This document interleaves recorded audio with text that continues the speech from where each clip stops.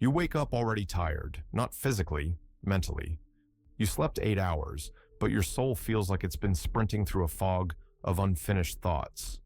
You reach for your phone before your feet touch the floor. Scroll, tap, escape. And the day hasn't even started, but deep down you already feel behind. Again. Let me be clear. You are not lazy. You're avoiding. You're not weak. You're wired. For comfort. For safety. For certainty. And avoiding the hard stuff gives you all three, at least for a moment. You're not doing nothing. You're doing everything but the one thing that matters. There's this myth we love to repeat.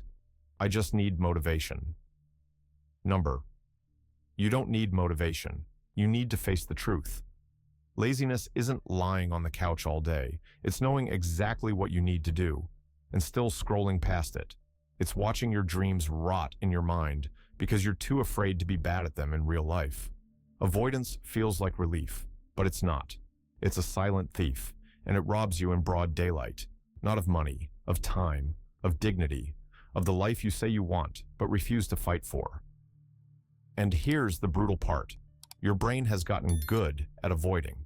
You avoid conversations, decisions, deep focus, silence. Because all of those things make you feel something you don't want to feel. Exposed to judgment, to failure, to your own reflection in the mirror. So instead of facing that, you run. And every time you run, you reinforce the loop. You teach your brain that escape is safer than effort. But here's the cost. The longer you avoid, the heavier everything feels. You're not tired because you've done too much. You're tired because you've avoided too long. Let's talk about your brain. Not metaphorically, literally. Your brain is a reward machine. Its job is to protect you from pain and guide you toward pleasure. But here's the twist. It doesn't care if the pleasure is good for you or not. It only cares about what feels good right now. So when you avoid something uncomfortable, like a tough conversation, a boring task, or the fear of failing, you get a hit of relief, tiny dopamine rush. Your brain goes, that felt better. Let's do that again. Avoidance becomes a drug, not the kind you inject, the kind you repeat in silence, in secret, in daily decisions no one sees. And just like any addiction, it starts to rewire you. Example, you open your laptop to work. The task feels overwhelming. Your chest tightens. Your brain whispers, let's just check Instagram real quick. Boom, relief. You escape the discomfort. Now the next time you feel overwhelmed? The brain offers the same exit route. It's a loop. Discomfort, escape, relief, reinforcement. Repeat it enough times and your brain won't even ask for permission anymore. It'll just react. Suddenly, procrastination isn't a bad habit. It's your autopilot. And here's the real danger. The more you avoid discomfort, the smaller your comfort zone becomes. You start flinching at things that used to be normal. Making a call, being alone, doing focused work. Everything starts to feel hard, even when it's not. You tell yourself, I don't have energy. But energy isn't the issue. It's fear, of friction, of failure, of feeling out of control.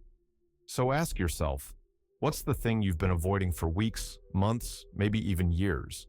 Because odds are, that thing is the key to everything you say you want. There's a version of avoidance that wears a mask. It's not obvious. In fact, it looks a lot like discipline, feels like effort, smells like progress.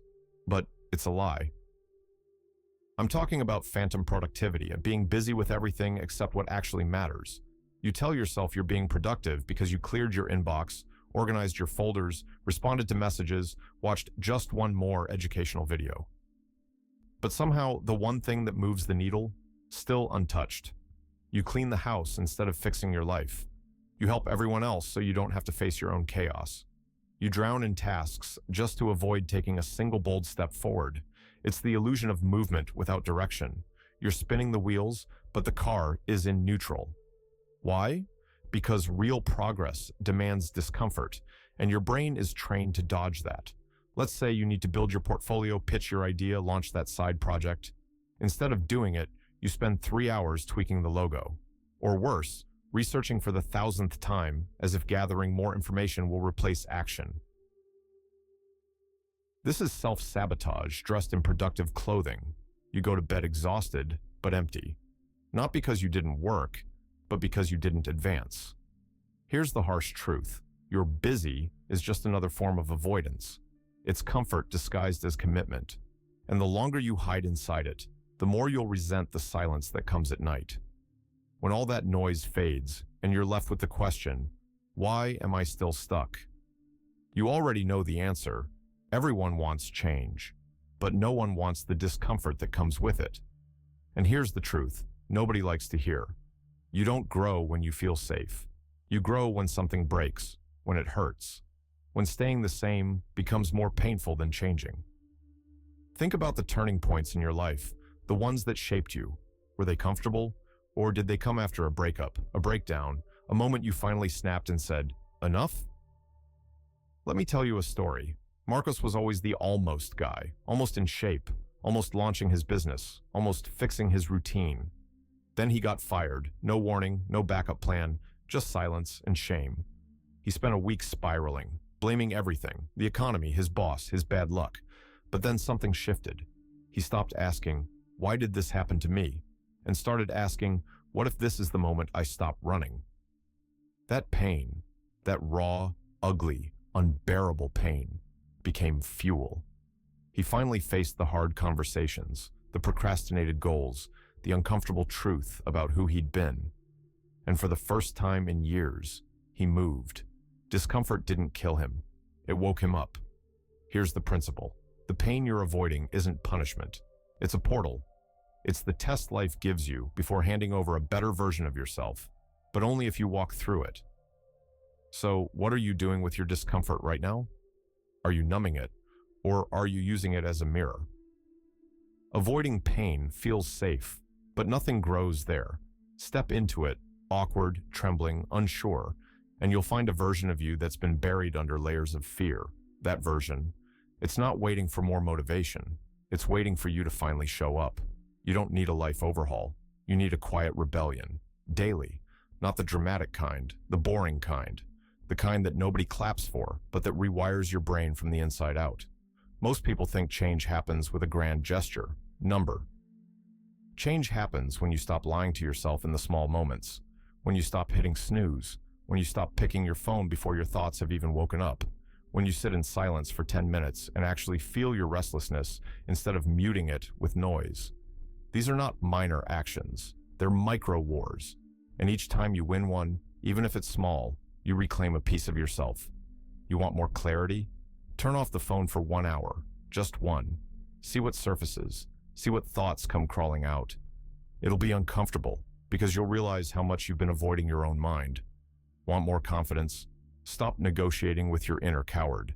Say no to something you don't want to do. Speak up, set the boundary. Not because it's easy, but because it's necessary. Discipline is built in these uncomfortable choices, not in reading more books, not in watching another video about how to be productive. Face the friction. Start where it stings. It could be as simple as cleaning your damn desk, or calling that person you've been avoiding, or writing that first ugly sentence of the project you keep postponing. Do it badly, do it afraid, but do it. Because every time you confront what you've been avoiding, even in small doses, you prove to yourself that you're not helpless. You're in charge. And that shift, that's where real momentum begins. Here's the truth that will set you free. But first, it will piss you off.